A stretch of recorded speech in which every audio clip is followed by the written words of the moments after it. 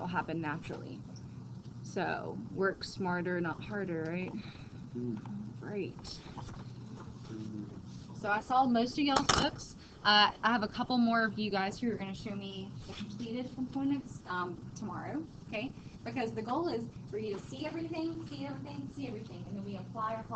So I'm not trying to make new dots. I'm just connecting dots from here on, hopefully the rest of this week. So some of these things are all those dots that you already knew about, nomenclature. So we've got a lot of acids here. How do you know all of these with the first couple here are acids? They have an H in the front, okay? And it's either a binary acid or a ternary acid. So the binary acids, you tell me when, okay? Which ones are binary? First one? What else? Third, okay? And that's it, right? Okay, so those are the binary acids. So Brandon, what are we looking for to say it's binary? It has hydrogen, and then it has a single element at the end. Okay, so a single type of element, right? So because like sometimes people just think binary is two, but technically there's three atoms there, right? But two types of elements. So there's just two types of elements here. How do we name all of our binary acids? What do we start with? Hydro. Okay, Syrian, pick up from here. Name it. Hydro, sulfur. So it's like sulfur, but sulfuric acid. So kind of the general pattern is you say hydro, and then you say what? The element name, and what's on the ic? Oh, sorry, what's on the end? Ic acid, right. Okay, so that's your kind of your trend as you're writing these down. Caitlin, tell me the name of the next one. Hydrochloric. Frank, next one. Hold on, you got me all screwed. Bromic acid, okay? So hydrobromic acid, okay? And then, Isabella, next one. Hydroiodic acid. Good. Okay, so we're just changing the ending to ic acid. So how does that differ from ternary acids? Inslee, do you remember how do we kind of start the ternary acids, the non-binary ones? Well, how do we start the naming of it? Because all of them start with H. So do I say hydro? Oh. Because what does hydro mean? One more time. It means it's binary. Okay, so the word hydro, or the prefix hydro, means it's a binary acid. So you cannot say hydro unless you're confirming, or you have confirmed it's a binary acid. William, do you remember this? Okay, so you're looking at the anion first. Okay, so what's the anion? That's sulfate. Okay, do you remember the ick, I ate too much, and tendinitis? You're like, what is she talking about? Okay, so the polyatomic ion, sulfate, gets its name changed not to sulfate, but to sulfuric, but ick, right? Okay, ick acid. So remember the ick, I ate too much. Ick and ick go together when you're changing your names for acids.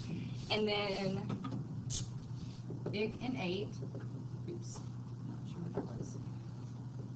And then what's the other one?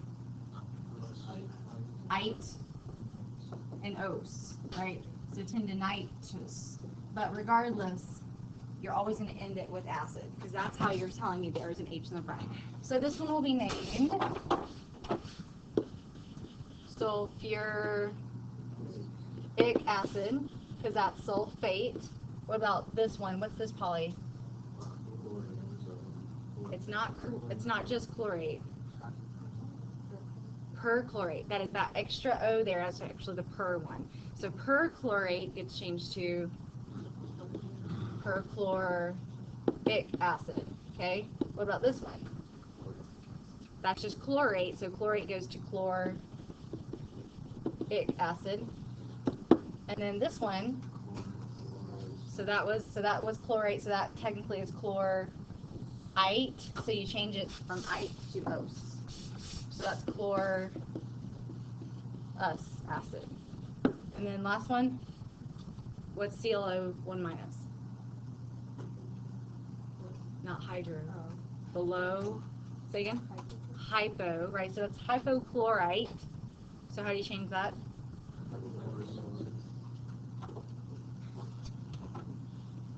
hypochlorous acid. Marvelous. Okay, so those are some of the review pieces that kind of keep you in check, and that's the acid mainly focus. Let's just jump over here for a minute to the bases. And how do you know these are bases according to your notes from last night? They have a hydroxide in them, right? So acids will carry an H plus in the front. Bases will carry a OH minus in the back. So how do I write this formula? Everybody tell me magnesium and its charge. Mg, 2 plus. Ashton, tell me the rest of this. What's hydroxide? OH charge. Listen. Yeah. 1 minus. Okay, crisscross and tell me the formula. How do I write OH2? Do I just write it like this? And done? Because what does this 2 refer to in the instance and how I write it? The negative. Say again? Just a hydrogen. But what am I trying to say? I have 2 of 2 hydroxides. So how do I write that? Parentheses. That'll be probably one of the biggest mistakes we make because we forget our parentheses are on the hydroxides. Okay, and then next one, Sophie, what's aluminum's charge? Okay, so aluminum is a 3 plus, and then hydroxide's the same old 1 minus. Oops, that's supposed to be a 1 minus. And everybody tell me, what's aluminum hydroxide then? Al, parentheses, OH3. All right, so that's kind of a quick review of nomenclature. We can pick up some more pieces as we move on. But now we're just going to switch to the basic review from the very beginning here. What was the first thing we learned about, guys? What is chemistry? What is chemistry? Continue. What else? Scientific method, briefly. Electromagnetic radiation, subatomic particles, atomic theory. You're scientists, right? Okay. No, it's not. So switch notes for me for about 10 minutes. I'm going to put a timer on because that's how long I have dedicated each day to this. Because about the end of the year, it's going to be a piece of code. Okay? So you are required to write down something for me. Let's do it on a separate sheet of paper so at the end I can just look at it and give you a daily, well, I can give you a lunch grade. I can give you half test grade. I'll let you know when I get there. But I want you to make sure you're engaged with the review because eventually we'll actually do like a review packet. And this would be a great piece to have right next to you as you're reviewing within yourself. So, few facts. You can write down reminders. You can write down cheesy things that Enlo says that helps you remember things. There are a couple of questions, like maybe every 5th slide. Complete that question within, and we're good here, okay? So, end of your review. It's getting close, guys. Okay, so these are all the scientists that are kind of important.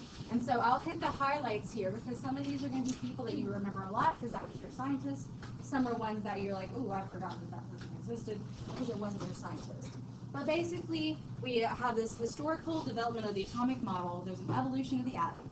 We used to think it was a blob, and now we know it's a really intricate kind of nucleus with subatomic particles within, and then electron clouds on the outside. And Schrodinger kind of continues to amaze us with quantum mechanics. So Rutherford did the gold foil experiment. Who was Rutherford back in the day? Who's my Rutherford person? All right, so you shot alpha particles at gold foil. You thought it would go straight through the atom. It didn't. Because what was in the way? What was in the middle of the atom? The nucleus. And so he started to develop a different idea what the atom looked like. It's no longer a blob. So with that, he predicted there must be something in the middle, aka the nucleus. And with respect to the nucleus, he said it must possibly be a positive charge. I'm not sure. But that's what kind of led us to look at the nucleus. Sorry, that's supposed to be on the same line. This is not quite in order, so I'm hitting kind of the subatomic ideas as we go throughout. Who was Dalton with the Dalton atomic theory? Was anybody Dalton? I think, yeah, a couple of you guys. All right, so you Dalton people, you kind of started the idea of like, there are little things around us, and those little things, we're going to call them atoms. The atoms are supposedly indivisible, but we've disproved that since then, right? Because we know that we can break atoms apart, we can fuse them together, we can pull protons and neutrons and electrons out of there. So that's incorrect, Dalton. You're no longer correct. But he said that all elements also all the same elements, all the atoms of the same element are the same. Is that true? No longer true. Like, is a sodium a sodium a sodium a sodium? Are there different forms of sodium? Say again? What's not ions? Those are different because they have a different number of electrons. What are those one types of atoms that have a different number of neutrons?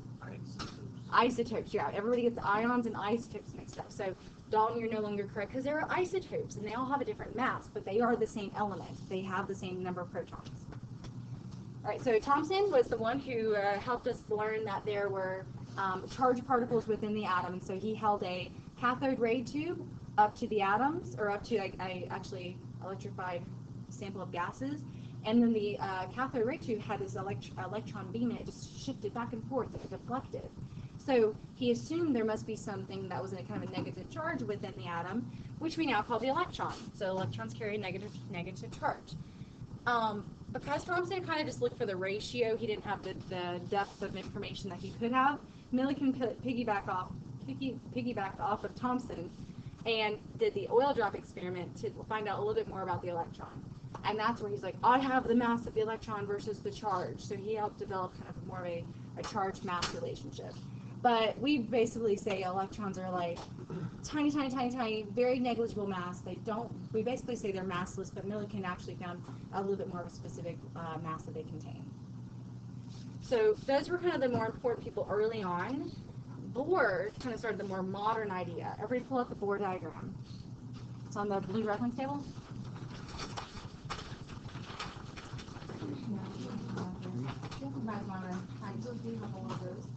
So Bohr, who was Bohr back in our science experiments? Okay, a couple of you guys were. So Bohr said, well, let's take a look at these electrons and let's see what they can do.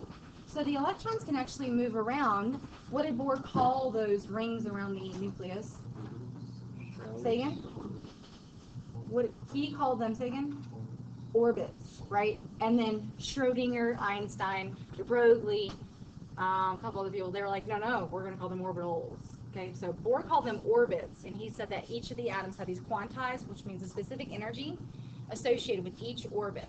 And they can move in, the electrons can possibly move between the orbits, and occasionally it can give off light. So as a quick reminder, I think it's on the next slide actually, if I have an electron, let's just draw one here, okay, and it goes from this state and it jumps up to this state, what do you call this lowest state of energy it contains? Ground state. You guys remembering that? Ground state? What do you call it when it gets up to the maybe a higher energy level? Excited state. Which is the most stable state? Ground state or excited state? Definitely ground state. It's lowest energy down here. And when it jumps up to excited state, it's not going to be able to sustain that excited state very long. It's like you're on a sugar high or caffeine high. Eventually you crash, right? So what did it take to make that happen? Did it absorb energy or did it release energy as it went from ground to excited? It absorbed energy, okay? And so that same amount of energy that it absorbed to bump up to excited state, it has to release as it drops back down to ground state. So as it drops from excited to ground, it's going to release energy. And sometimes if it's in that perfect wavelength, we can see that energy. What would you call that type of energy? Light energy. And we have all kinds of energy forms. And that's coming next year. Okay? We have all kinds of energy forms. And that's kind of the short representation of the electromagnetic and magnetic spectrum. But we can relate things to light. So as a quick exercise before we finish, or we do this, looking at the Bohr diagram, tell me what wavelength of energy is released as an electron drops from energy level 4 to energy level 2. So from energy level 4 to energy level 2.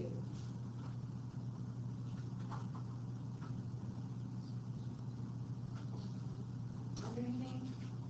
I made that up. Well, what wavelength? What's the wavelength? 486. So what you just got? Nanometers. All right. So when you look at the Bohr diagram, damage, dropping from 4 to 2. Trying to make sure I'm actually reading this right. Yeah, 4 to 2. That's 46 nanometers, and that's in the visible spectrum down there. Okay, so where does that fall in visible light? What color?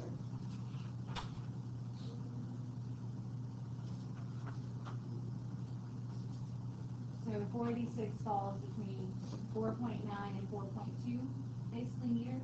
So yeah, it would be blue light.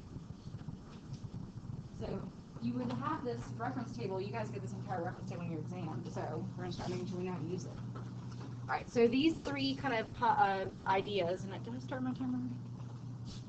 Yeah, I did. Okay. These ideas all relate to the equations of light. What were my light equations with wavelength and frequency? You guys remember? C is equal to wavelength times frequency. Okay, if C, which is the speed of light, is 3 times 10 to the 8th meters per second, these over here, the wavelength and the frequency, because they have to always equal 3.0 times 10 to the 8th meters per second, they have to be inversely related. Because as one speeds up, so it's getting really, really fast, what's happening to its wavelength? It's getting smaller. So as the wavelength gets shorter, it gets faster. So that's how they're inversely related. So shorter is faster. So what about a long wavelength? It's really slow. So that's why these are indirectly or inversely related, which is what you're seeing over here. Okay? And then associated with that, we have energy. So you tell me, you think fast or slow wavelengths are high energy? Fast wavelengths. It just makes sense, right? So energy, E, is equal to hv, where h is Planck's constant, 6.626 times 10 to the negative 34th, joules times seconds. So because that's a constant, that h has to be the same at all times. So if the if the wavelength goes up, guess what? What happens to energy? Well, look, I'm doing a constant times a high number. What happens to energy? It also goes up. It also goes up. The only one, this over here, the way this equation is set up, with the C being a constant, these two are indirectly related, but because the constant is inside of the algebraic expression over here, as the frequency goes up, when you multiply by a constant, the energy goes up. But that makes sense. High frequency, high energy. Low frequency, slow, low energy. And that's kind of what all that over there is basically related. Yeah. This V, same situation, it's frequency. Okay. All right, so I'll stop there. I have some nuclear stuff. We'll do nuclear later. I just got to make sure that I pepper this in as we go. Do me a quick favor. I want you to get up, say hi to a friend, because we're coming back together, okay? Get up rather than say hi.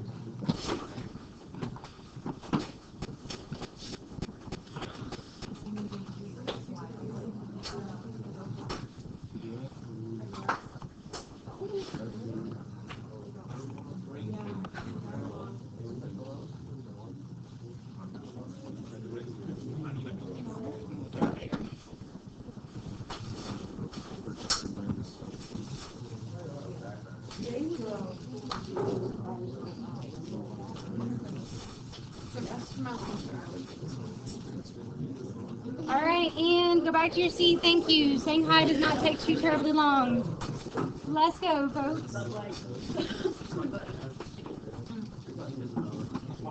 It's related, so the space where you left extra space. Okay, so those of you with your booklets complete, you should have left yourself some space. If you don't have your booklets complete, you can start wherever you want to and figure out if you want to rip your book apart and put it in an order that makes sense to you. But the first bit of here is just actually reviewing acids and bases, nomenclature a little bit more. I think I'm done reviewing nomenclature with you guys. You have a decent memory. But there are a couple terms I'll start to use, and as I use them, you're going to need to visualize what that means. So these are the 3 ions we're going to talk about quite a bit in acids and bases. And you already noticed that acids and bases deal a lot with H+. That's where the pH comes in.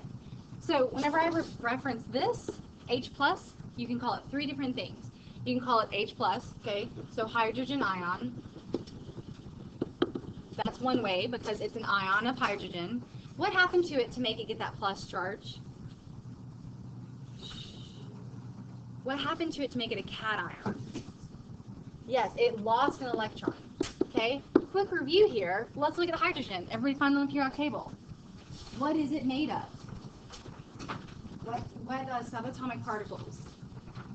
So general hydrogen, just a normal one. One what? What makes the atomic number 1? It has 1 proton, right? Okay. It also, because it's neutral overall, 1 proton has to be canceled out with 1 electron. Okay. What's the mass of hydrogen? 1. So normally mass is made up of what 2 subatomic particles? Protons plus neutrons. So what has to be that only single 1 mass? Has to be that proton that it contains, right? So how many neutrons does it have? 0 neutrons. Okay, so that's kind of what a general atom of hydrogen is consisting of. So when I make it H+, it lost the what? The only electron it had, right? So what actually is it made up of now? A singular proton. So if I ever say proton, that's what I'm referencing. So whenever it loses this electron, there's a single proton remaining. And that gives us the ability to call that H+ just a proton. So if I say, oh, something lost a proton or gained a proton, that's what I mean is H+. So when I say proton, it means H+. Just because that's what it is composed of at the end. You'll see that in some of the definitions here shortly. All right, what's the name of this OH-? Hydroxide. It's going to be mainly present within our bases and water. Water can act as an acid or a base. And then what's the name of this guy? Anybody? Hydronium. So hydronium is actually just a water molecule with a proton, aka an H+. So what happens when you add those together? You get how many H's? 3. That's H3. The O stays, right? So it's an O for water, or from the water. And this plus charge also comes along with it. So that's hydronium. So it's literally just a water molecule with an extra H+ attached to it, probably from an acid. So hydronium, hydroxide, hydrogen ion, or proton. Cool? All right, so that's just kind of setting you up for success with the vocabulary. All right, so I want you guys to share within your groups 3 properties of acids. Now, so 3 properties of acids. They're sour. Like liquid water. That or the ionized water.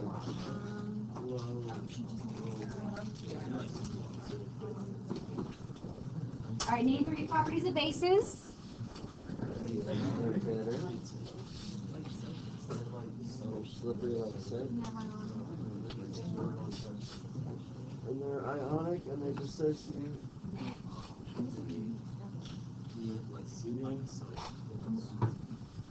What is dissociate? So, good question. So this word dissociate, did I have this up here someplace? Yeah. Oh, right here, okay. So the word dissociate means to break apart, just like ionize. Ionize means that as well. It's just sometimes when we talk about ionize, we're talking about ionic compounds. You can also talk about ionization from an acid perspective because acids act ionically. Bases also act ionically. As you can see, ions are formed. But sometimes we use the word dissociate for bases. Tomato, tomato. You can use either, you'll be fine. So good, I heard some of these. Who's ever tasted a lemon? Okay, we used to I don't know, for some reason, see who could put or eat the most lemons in our faces would be like that because your sour taste buds would be like just screaming, right? Who's ever had a warhead? Yeah, you know what I'm talking about. They're sour. Who's ever said a bad word and had soap in their mouth? Okay, what does it taste like? What does soap taste like? It's like nasty, right? Okay. I wonder what it tastes like. What are you going to say? It tastes. Oh, bitter? Oh, it tastes bitter. Yes, that's what bitter tastes like. Generally, if a compound or like a berry out in the woods is bitter, that tells an animal, this is not safe to eat. This will poison you. Spit it out. So most of the time, whenever you get soap in your mouth, you're doing that tongue thing and trying to push the saliva back out of your mouth. That's because it's not good for you, and your parents are punishing you. I was there too. I understand. But we've all tasted soap before. It tastes bitter. So those are some distinct differences. They also have a feel that's distinctly different. Acids will burn like a cut, where soap's kind of like nice and slippery, and it'll froth, and that's not the word. Bubble. Yes. So these are some actions that we are some activity about the acids and bases that we actually already know about. It's more about how does it react to the metal. So what kind of reaction is that supposed to be representing here? Single replacement. And how would you know that a metal could replace this H from the acid? How would you know that? By what's the table called? Yes, you're going to look at the activity series, and the activity series will say, yes, I am active enough, I'm cute enough, how we referenced that earlier, it will replace, and the H plus gas will be formed, and then that's, what is that, how do you test for an H plus gas, or sorry, not H plus, how do you test for hydrogen gas? With a flaming splint, what does it do? It what? Carbon dioxide puts it out. It goes like, arr, right? So it's a dog sound. So it's called the hydrogen bark. Okay? Bases, not necessarily will they react with metals. It kind of depends on what the base is. So we'll kind of say nothing happens, no reaction. The word electrolytes is a key word that we've already learned. What does that mean? They conduct electricity, right? So make sure that you recognize salts, acids, and some bases can be electrolytes, meaning they will have the ability to conduct electricity in solution. Themselves, if I'm holding an acid, it will not shock me, okay? It has to have an external source of electricity flowing through it to complete the circuit. So sometimes when I say they're able to conduct electricity, people think like if I'm holding some sodium chloride, it's going to shock me. It has to have the ability to flow. It just basically gives the circuit a completion point. All right, questions on properties? Pretty easy. Make sure you know kind of the differences there. All right. How about definitions? All right. So these are kind of the big ones because it does take a moment to kind of think about how are these really different. So I can define people really generically as people, right? I can talk about the school as just a bunch of people in school. Or I can start narrowing it down, going, well, then there's 9th, 10th, 11th, 12th graders. And then there's people in the academy, and there's people not. There's people who are athletes and people who are not. So you can start narrowing down pieces based on like properties or behavioral properties, behaviors of these folks. And it gives you like a little bit better idea of what I say, or what I mean when I say people. Same kind of situation when we're talking about acids and bases. The most generic example of an acid and base, or a definition, was made by Arrhenius. And Arrhenius just said, let's just look how they behave in water, and that's it. So how do they behave in water? Well, an acid will always make an H plus in water. An H plus, or a hydronium, remember how similar those were? What was a hydronium? It was water with a added H plus. So essentially, we equivalate hydronium and H plus because what's the only difference? It's just a water molecule, and so it's basically how an acid interacts with water. So anytime you want to think about it like this, that's 100% true. Hydronium and H plus are essentially the same thing. It's just the presence of an acid. So Arrhenius, I always think of Arrhenius aqueous. Arrhenius aqueous. It helps me remember how Arrhenius defined it. So if you're not writing that down, I would think that it'll be helpful. Arrhenius aqua. Arrhenius aqua means in water. So bases, he said that hydroxides are formed when they dissociate in water or break apart in water. So he mainly was just focusing on how they behave in water. Well, that limited the spectrum. They were like, well, what about like interactions with other compounds? What about interactions with the air? What about interactions with other acids or bases? Well, that's not water, so you're really narrowing this here to just water, Arrhenius. So Bronsted-Lowry came through. It's actually Bronsted-Lowry. And they made a more inclusive definition, not just with water, but with anything. And so they kind of backed off the specificity with water and said, we're just looking for how an acid interacts, period, with anything. And acids are proton donors, H plus donors. So it just means that they lose an H plus, okay? So my 15, how old are you guys? 15, 16? My 15-and-a-half-year-old self said, I got a way to remember this. These acids, they're bad acids. Okay? Got it? Bad acids. Bronsted acids are donors. Got it? Bad acids. Bronsted acids are donors. And the other one makes a lot of sense too. Bronsted bases are acceptors. Bye-bye. Bad acids and bye-bye. Okay, that's how I remember this for 14 years. Okay, it works for me. If it doesn't work for you, come up with your own. I'm just trying to help brother out. Okay, so at the so with respect to the bases, we're looking for if an acid is donating a proton, a base is accepting it. So they behave oppositely. Okay, so what does BID stand for? Bronsted acids are donors, and donors of what? Protons, aka H pluses, or hydroniums if you had to say that. They're probably H pluses. Okay, where have we heard the name Lewis before? Lewis dot structures. And what was Lewis dot structures really honed in about? Hold on. Is there a question what Baba means? What's Baba mean? Bronsted bases are acceptors of protons. So all this mess up here was about H pluses or protons. But then we get to Lewis. And Lewis, remember the dot structures, what were the dots representing? Electrons. So Lewis is still just obsessed with electrons, even with acid-base definitions. So acids are acceptors, and see how that's opposite of Bronsted? Because we're not talking about protons, we're talking about electrons. We're talking about electrons, and that's why it is opposite here. So Lewis said, Lewis acids are acceptors of electrons from a lone pair stance, and bases are the sharers, or the donors of electron pairs. So Lewis acids and bases are basically more interested in how the electrons are behaving versus the other guys are more about interested in the protons or H pluses, how they're behaving. Are you seeing some differences here?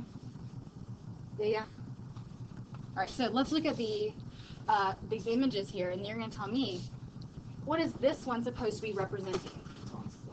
Why?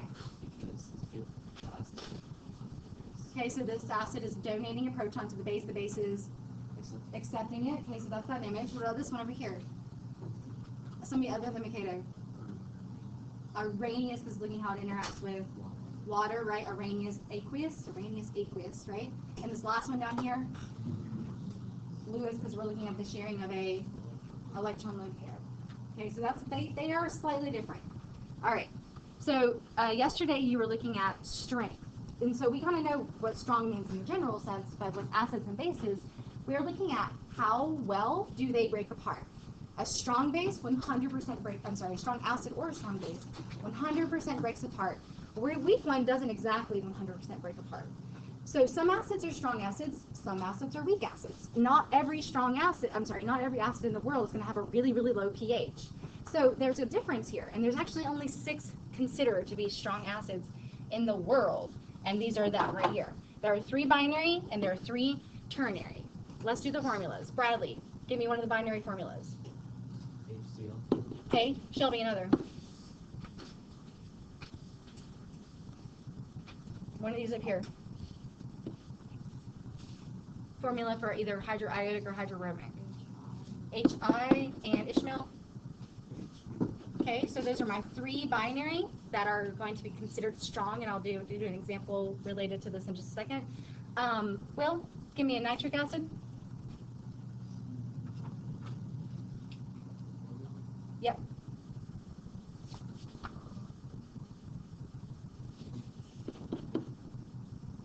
So this is non-binary, so it has to have a polyatomic. What's nitric coming from?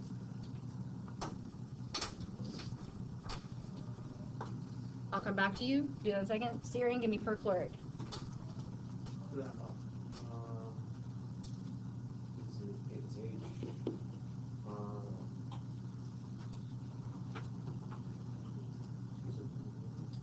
It's just H because there's no. So that'll be C, L, O, and 4. Good. Okay, so perchlorate is coming from perchlorate. Perchlorate is ClO4. 1 minus 1 plus, crisscross, we're done. Back to you, Will. Meredith, you're last. What's nitric coming from? What polyatomic? What's nitrate? charge 1 minus, crisscross, they're both 1 and 1, we're done. Meredith? H2SO4. So these 6 acids are the only strong acids in our chemistry world, and that means that they 100% ionize. So let's do nitric acid, for example. When nitric acid ionizes, it's just like we wrote the dissociation equations for our I factors with our colligative property stuff, so like kind of to count the ions. So basically nitric acid will break into H plus and NO3 1 minus. This forward facing arrow just means that 100% of nitric acid is gone. It no longer exists in this form. It exists as H plus separately from NO3 minus. So if I have, let's say, a 2 molar sample, 2 molar concentration, right, of my HNO3, that is no longer 2 molar of the nitric acid. It's actually 2 molar of each of these. So it's 2 molar H plus and 2 molar nitrate, okay? Now, this is the one that's actually really important, because how do we find pH? Look forward a couple pages. What's your pH formula?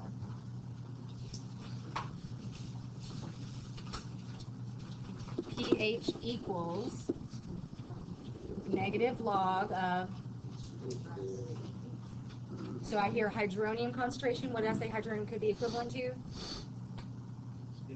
Just H plus, right? And that bracket right here, this bracket means molarity. Okay, so if I assume all these strong acids exist, I know that when they dissolve or when they dissociate, they make the same amount of their H plus. I take that H plus, I plug in the pH formula, I have the pH of this strong acid. Go ahead and do that. Pull out a calculator. Type in negative log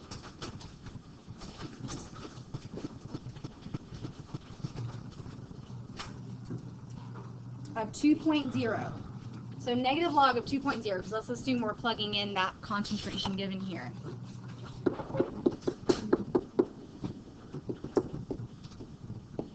And what is that? Yeah, negative 0.30 is our pH. Well, guys, we call that a superacid. What's generally the pH scale between what and what? Actually, 0 and 14, right? So you learned on, I don't know what, 7th grade sometime, that pH scale between 0 and 14.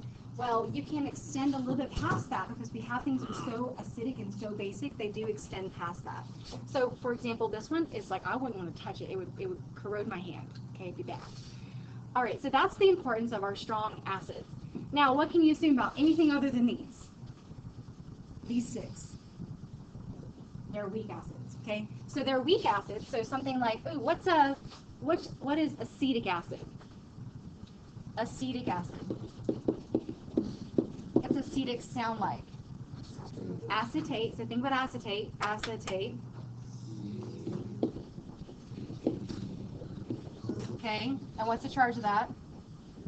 -1 with an H plus in the front, right? Also a +1, so they're going to be crisscross the same. So what we do differently here is we wrote a forward arrow here to say 100% of this reacts, 100% of this will dissociate. Similar, we're going to actually do it like this, do a reversible arrow, so a double-headed arrow, to say some of it dissolves but not all of it, some of it dissociates but not all of it. And so it's going to make H plus and what? C2, H3, O2, 1 minus. And so let's say, I'm just going to make this up, I don't know if it's off the top of my head. If I have, after this reaction has occurred, after it's dissociated, let's say I have like 98% of this acid remaining, how much dissolved? 2% dissolved. Oops. 2% dissolves. I cannot put this into the pH formula, because I don't know what that concentration is, because not 100% of it dissolved. So we will not be doing the pH of weak acids, we'll only be doing the pH of strong acids, because this is more AP level. Okay, but that's the difference. We write a double-headed arrow for a weak acid. So where I said to leave some space for some of the extra information, I hope that you got that down. Thumbs up, I can move on. Blank stares are also fine. You guys can do that, okay? So the only other piece that was up here was how you can look at a concentration. Look at these 2 concentrations up here. Instead of saying strong and weak, how can you define those concentrations? How could you describe that being a lot? Let me hold on. Let me figure out how to ask that better. If you were thinking about sweet tea and it was super sweet, what would you call that concentration?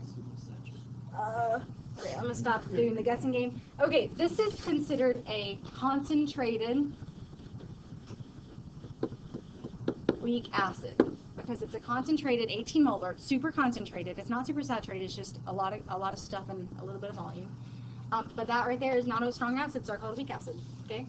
What about this? So not concentrated, dilute, and this is a strong acid. So that's a concentrated weak acid where this is a dilute strong acid because you're recognizing HCl as a strong acid. Those are not oxymorons, okay? Those are how you define those. So which of these would probably have a lower pH, meaning more acidic?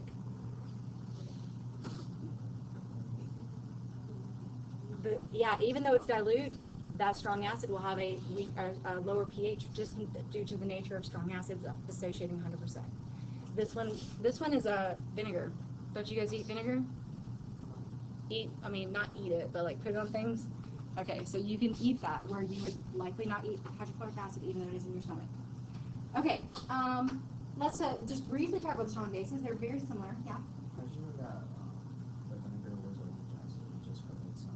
Because it's not in 1 and 6. Yep. So memorize your 6. Everything else is weak. Okay. All right. So to go along with the same story, the opposite side would be our bases. Remembering strong bases 100% dissociate to make OH minuses. When I asked you guys to write down this, I had to fix one thing. Strong bases are hydroxides of group 1 and group 2. These form a lowercase b. I put sodium there. I had to change it like midway through the day yesterday, so it's lithium instead. So let's look at our periodic table and let's just trace our steps because this is not one that you necessarily have to memorize because it's kind of right in front of your face. So look at lithium on the periodic table. What's below it? Sodium below it. Potassium below it.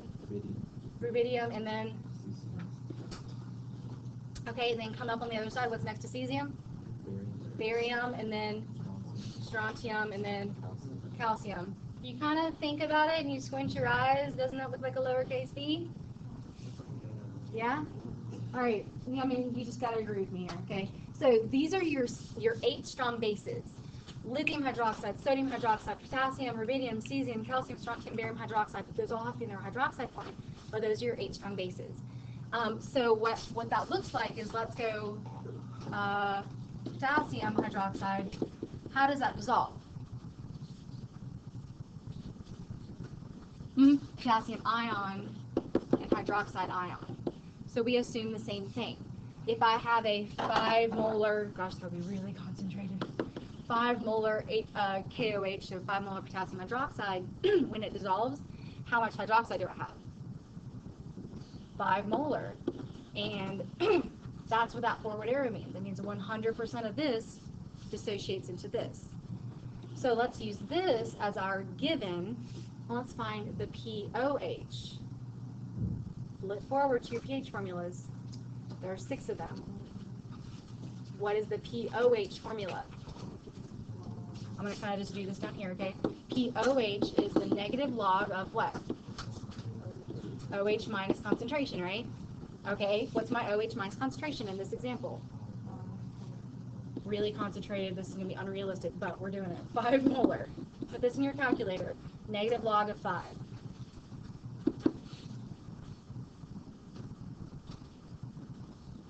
It's okay. Give it to me. Negative 0.69. Okay, that's our pH. Nope, POH. Now, I know you guys know the pH scale, but who knows the POH scale? Like, nobody. Nobody ever uses the POH scale. It's just not as usable or user-friendly because you haven't seen it before. It's kind of just the opposite of the pH scale, but let's just work with me here. So on the, I think maybe right around the slot, the page that you were on, you guys had your pH scale from what to what? 0 to 14. What was in the middle? 7. What is the 0 side? Acidic, basic, or neutral? Acidic, right? What's the 7? Neutral. And what's the 14? Basic. Okay. So can you find a really easy way to remember 0 to 14 is acid to base? Like an easy mnemonic, just in case you ever forget. It goes from A to B, it's alphabetical order, A to B, okay, acid to base. Just going to give you tips as you go.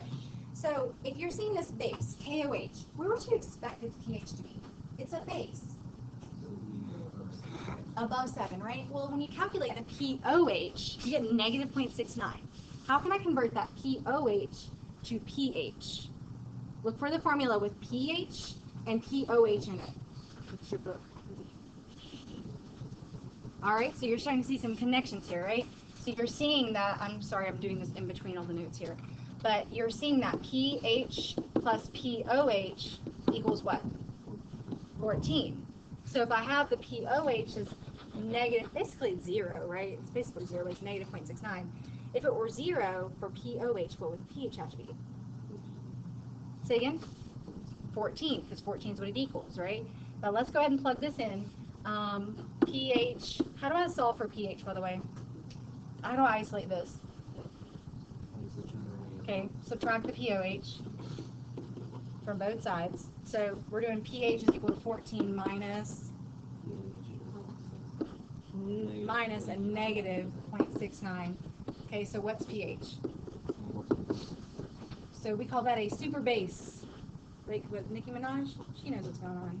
Okay, so you got this really basic situation. I would never put my hand in that either because it would burn the crap out of my hand. And that would be, of course, on the 14 side of things once you convert it to the pH scale versus thinking of it the POH scale. Yes? Bases are just as corrosive and harmful as acids are. The neutral stuff's where we like to live. Okay. All right. So this is an example of that. All right. Let's do that. I think we need more pH calculations for sure. I think we covered that enough. You might want to just write down incomplete or not 100%, which is our phrase we've been using for weak acids or weak bases. So it said there would be some space for weak Kas and Kbs. We'll get to the K parts shortly, but just basically not 100%, like incomplete ionization would be another way to phrase that. How are you guys doing?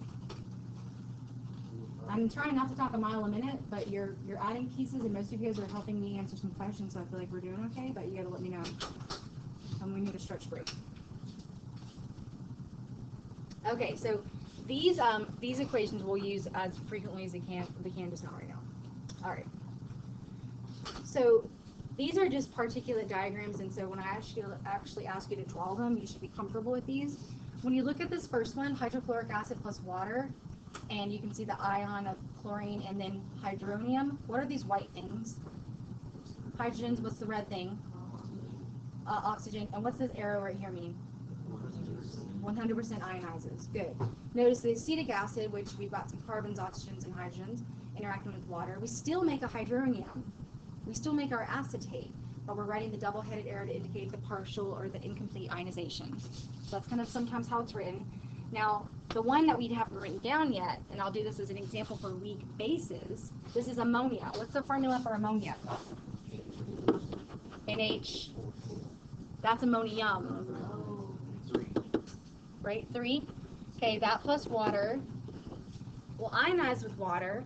So a double-headed arrow, because is that a strong base? Not one of the B's, right? It's not in the B. So it's a weak base. I'll put a little WB over there.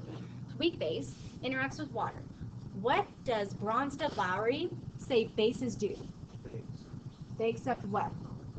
A proton. Same thing as a hydrogen ion, right? So this little water guy is going to donate, giving it up over here to the ammonia.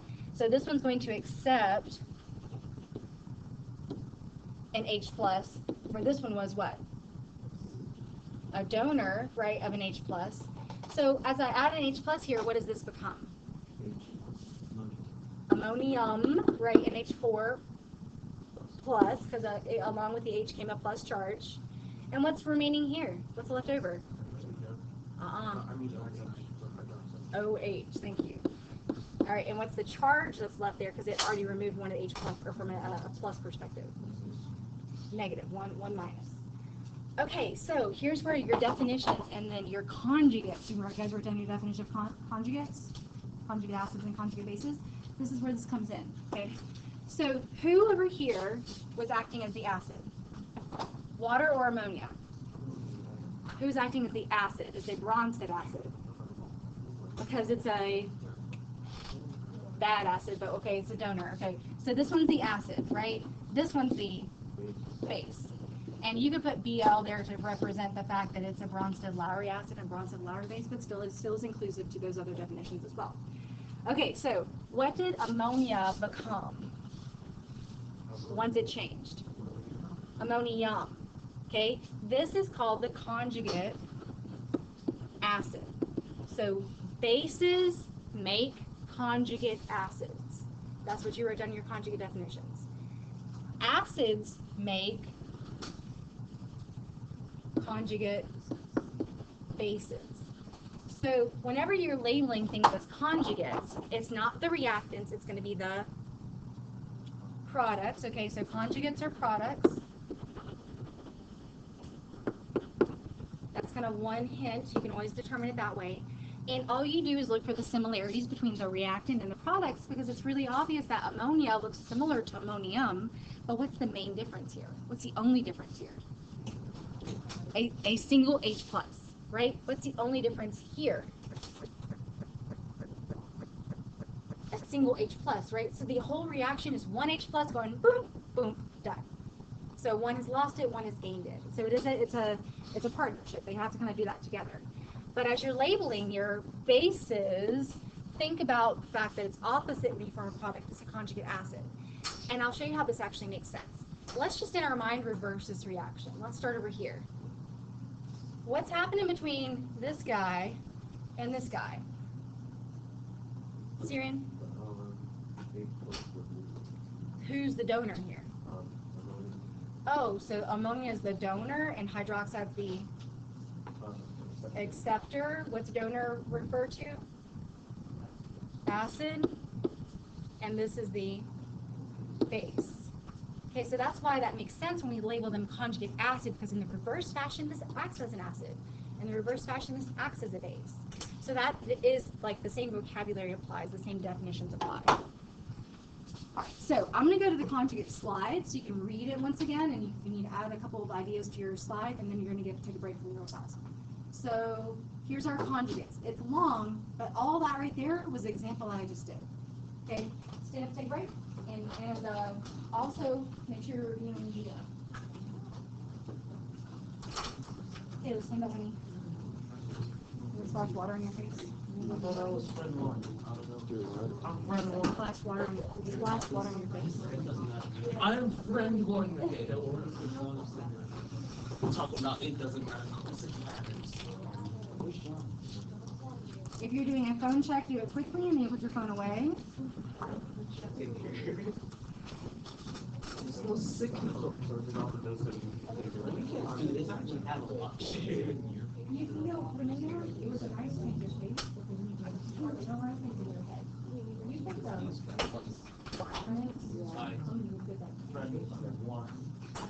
think you should try it. No, look, okay, you're talking about friend one. You're blocking the Brandon. You remember like those like actually kind of the basics also. Like they had like success process. I like that I've used this for about 6 years, and I've never noticed that. When shows, new shows. All right, go back to your seats. Thank you, thank you.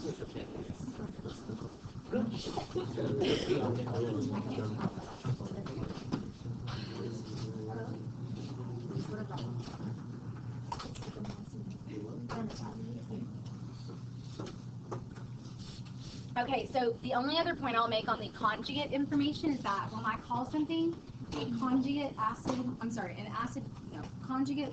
acid-base conjugate pair, gotta get it right. When I call them a pair, it's the reactant and the product that are most similar. So looking at this example, you can see here in red, what's CH3COOH? It's another way of writing an acid we've been working with. How many C's do you see? 2. How many H's? Excluding that one.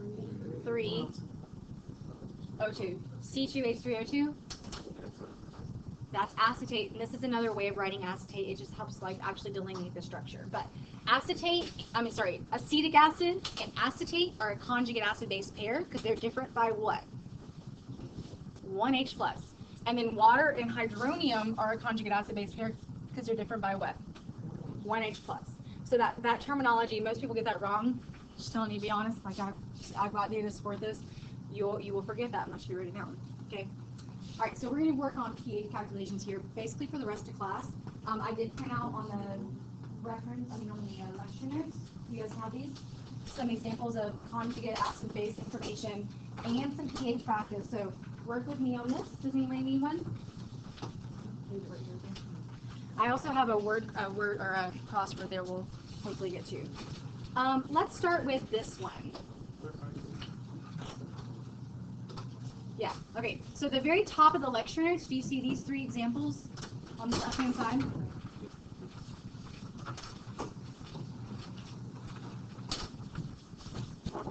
So I'm going to take this, H2SO4, and I want you to drop an H from it. Drop an H, and what do I form?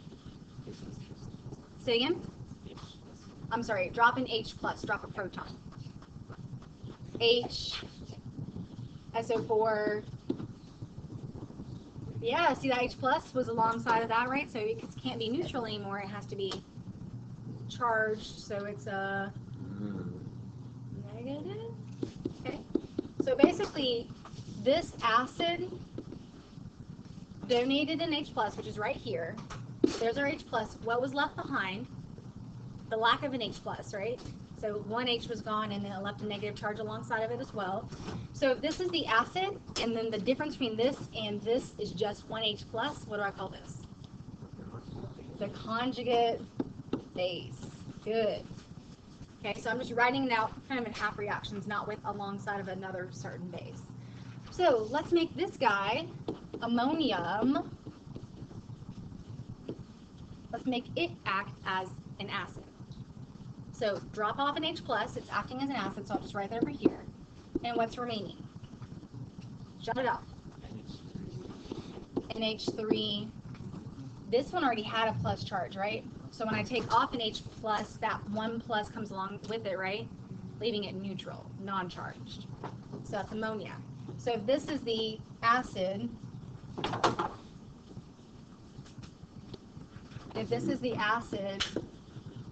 this is the conjugate base. Because what's the difference between them? 1 H plus. Okay, I think I've drilled that enough. We're going to do this in bigger examples now. That's going to be then right underneath where we are on the lecture notes. Where it says identify the acid base, conjugate acid, conjugate base. There's 6 examples. You with me? Okay. All right, so I'm going to start with 1, and then I'm going to let you guys kind of finish that up. So when I'm looking at a full-on example, all I do is look for changes. What happened to acetic acid in its products? So acetic acid is most similar to who? This guy? No, this guy, right? Okay, this is acetate, right? What's the difference between them? 1 H plus, right? So so this one over here, did it lose or gain? Lost. So it's a donor. Is that what you're saying? Okay, if I'm a donor, I'm a acid, right? This is an acid because it donated this H plus to who? To the water. Okay, so an H plus got donated over here. So if you're water and you're the acceptor of an H plus, then you're the base. Okay, so if this acid donated to form this base, or sorry, donated to this base, acetic acid here forms the what over here? Exactly. This is the conjugate base, and this water here forms the hydronium, and it's the what? Conjugate acid. Thanks. Sorry, here. Appreciate it. Okay. Let me ask you guys to try first on this next one, and then we'll talk about it. Identify acid base, conjugate base on all 6 of these examples. Try first.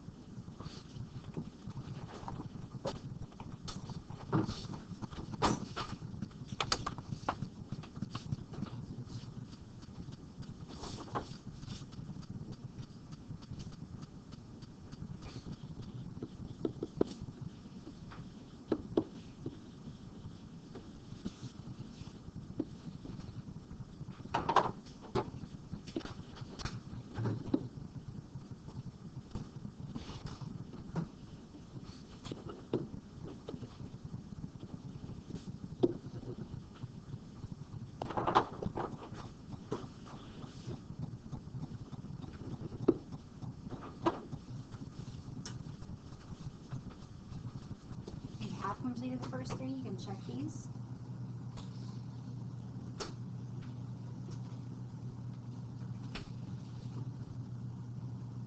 For those of you who are checking, give me 3 for 3, 2 for 2, 1 for 1.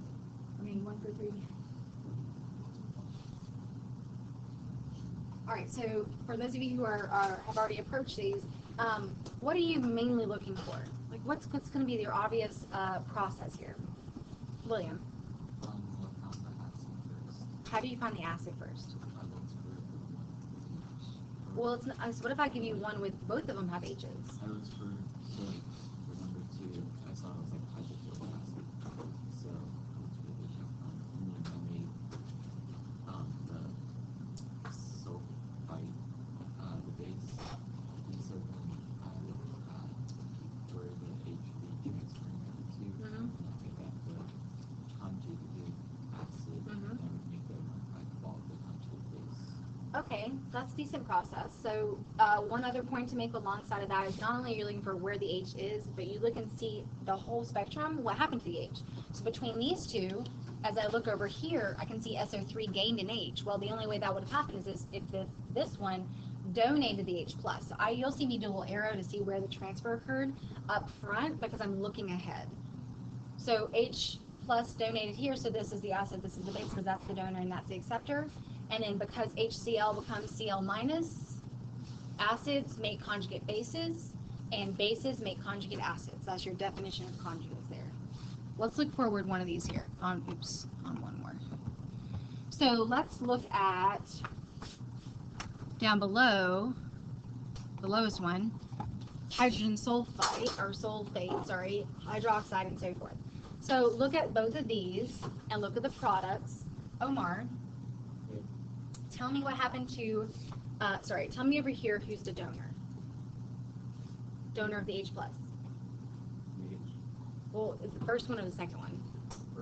First one, because when you look here, this H is donated here because you can see the end product of water and the lack of an H. So if you're the donor, you are the acid, and if you're the acceptor, you're the base. Okay, so this acid makes a conjugate base, and this base makes a conjugate acid.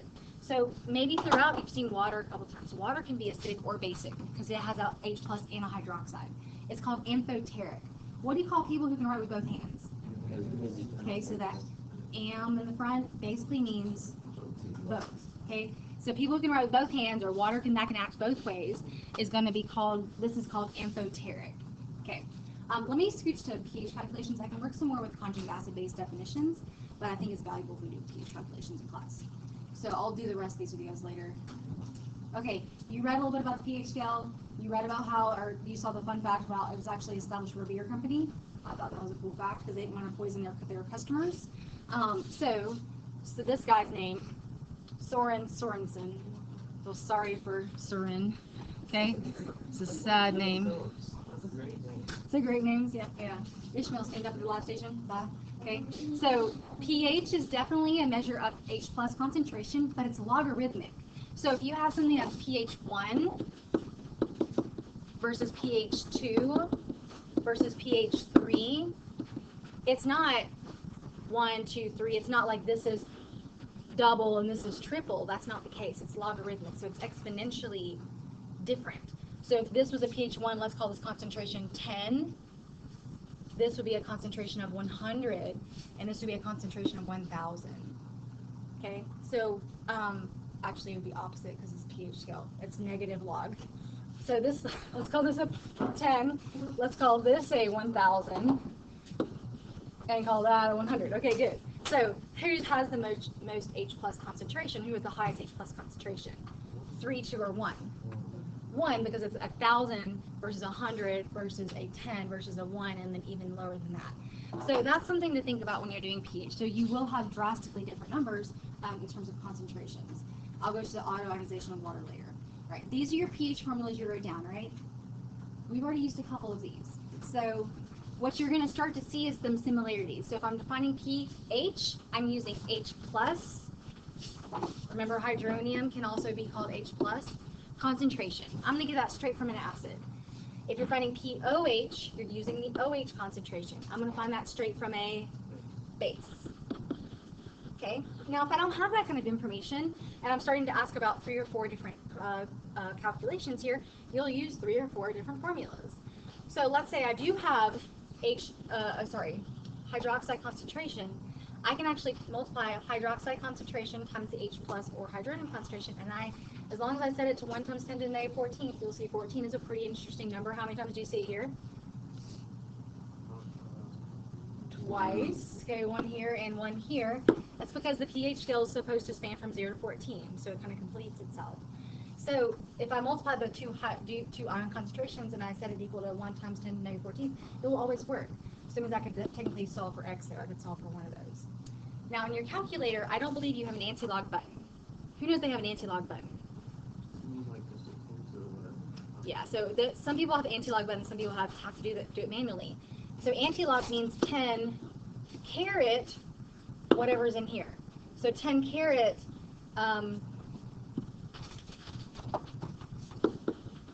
negative pH, or 10 caret negative POH. It's just, don't forget the negative and the minus are 2 different buttons, I believe, on the calculator, right? So don't put a minus there, you put a negative there. So what we'll assume is that for strong acids, the molar concentration given of that strong acid is the molar concentration of the H+, because it's 100% ionization, it's 100% dissociation. It's making H+. So strong acid concentration equals H+ concentration, where brackets mean molarity. Bases, we assume the same thing. If I have a strong base that's 1 molar, I'm going to make a OH minus concentration that's also 1 molar, because of the whole strong acid, strong base definitions. The only time you ever modify it are for these 3 bases. The 3 bases that have a 2 on the outside, which are they? I got one of them for you, barium hydroxide. Look at your strong bases, periodic table. Who's going to have a 2 charge? Calcium hydroxide, strontium hydroxide, and barium hydroxide. It is only for these, and never ever for acids, that we have to multiply the concentration of hydroxide by 2, because it makes double hydroxides when it ionizes. You make Ba2+, right, because barium is a 2+ charge, and how many hydroxides? 2 hydroxides, because you have to balance it. It's the only time you do that. I'll do an example with that. It'll make more sense when I do the example. Thumbs up when I can move from here. No, because you have to do next later. Okay, we're doing examples. My main goal is to hit examples today. All right, so we're going to find all 4 quantities. You guys have your pH formulas right in front of you, right? Okay, so have those right in front of you. Look on with a buddy if you don't have a notes from today. So I'm telling you one piece of the puzzle, and we're going to complete the puzzle together. So the ion concentration of hydroxide, what's hydroxide again? OH minus, so write this as a given. OH minus concentration is what? 6.4 times 10 to the negative 5th molar. All right, so look at your hydroxide concentration. Is that low or high? That's pretty low, right? It's pretty low. I mean, it could be an acid or it could be a base. We don't know. We'll figure it out once we go to pH. So if I want to find pH, POH, hydronium, and hydroxide concentration, I've got to use a couple of formulas. Which formula has this in it and only this in it, but we're solving for one of these? You could probably go 2 or 3 ways here. You could use the one with hydronium, so you could use hydroxide times hydronium equals 1 times 10 to the negative 14th. Or you could use POH is equal to negative log of OH minus. You see how you can go both ways with this? You can go multiple pathways. So since the first idea that came to mind was this one, let's solve for hydronium using this hydroxide right here. So how do I want to solve for hydronium? What do I have to do? Divide by what? Why am I dividing by hydronium? I want to solve for that. You meant hydroxide, okay. So we're going to divide by hydroxide, because I have hydroxide, right? I can do that. And when I divide by hydroxide, because they're multiplied together, division is opposite, so we're going to cancel that out. I divide by hydroxide on both sides. Okay, so hydronium technically equals 1 times 10 to the negative 14th divided by what? 6.4 times 10 to the negative 5th. Okay, that's a decimal right there. Now, plug this in your calculator carefully with parentheses on your numerator divided by parentheses on your denominator. Numerator over denominator.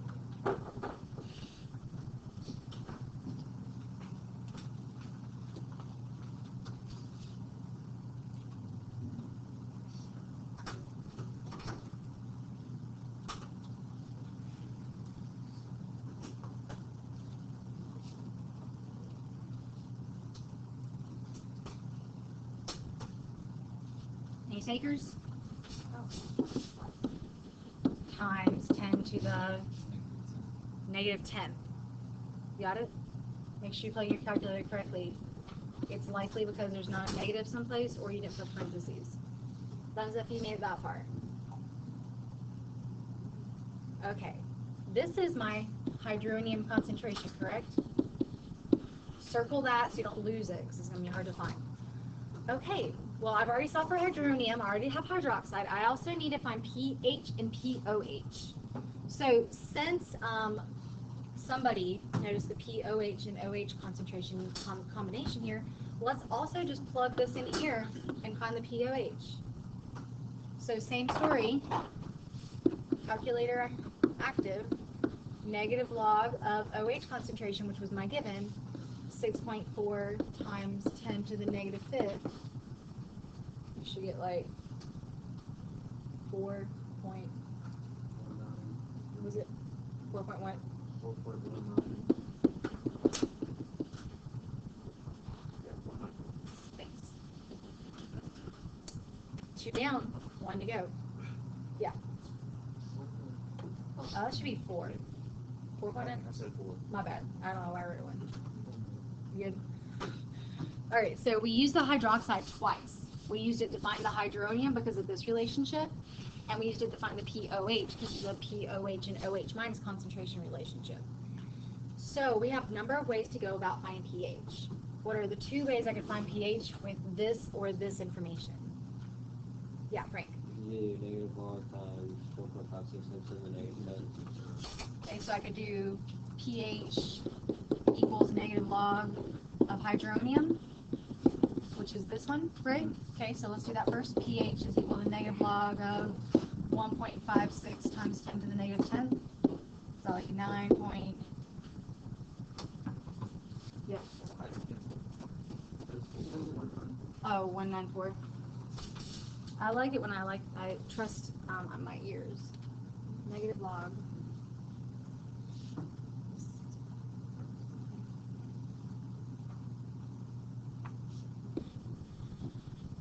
.194, and then this one is what, Frank? Sorry, we're right now. Got you. Yeah. I got you. Yeah.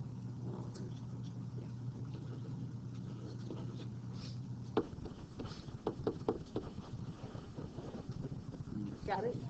You got it. Got you. Okay. So my pH is 9.8, or my POH is 4.2 approximately. What do you notice that these together approximate? 14, because they should, right? pH plus POH equals 14. And they do.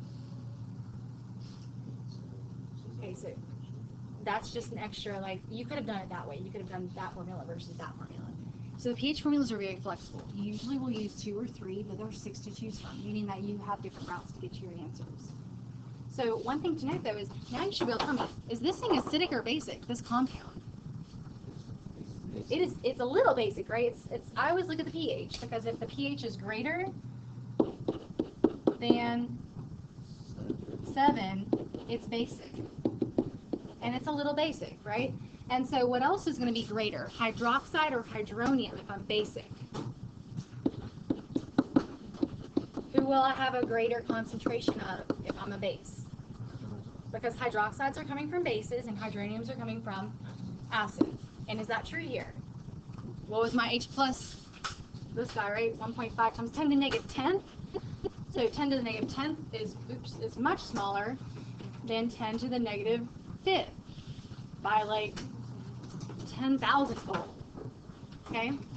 Alright, so I did a really healthy example so that you guys would have a chance to practice this. So, let's do this. Let me tell you what your homework is. So, because you have both things available to you, you have PS19. Look at PS19A. That's on the back of your lecture notes. Now or never. What? You're speaking gibberish to me. Okay, look at PS19A. Which of those can you do? Okay, true false. 1, keep going. 2, 3, 4, 5, 6, 7, 8, 9, 10, yeah, 11. You can do the rest of those, okay? I would do most of PS19A, but I have more pH practice I'll do tomorrow, so these get things started. I said 75%. I'm guessing it's going to be close to that. 50%, 75%.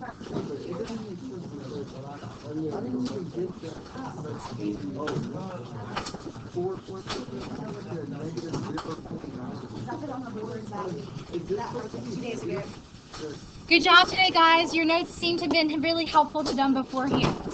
You actually knew a lot of what we were talking about. I'm proud of you.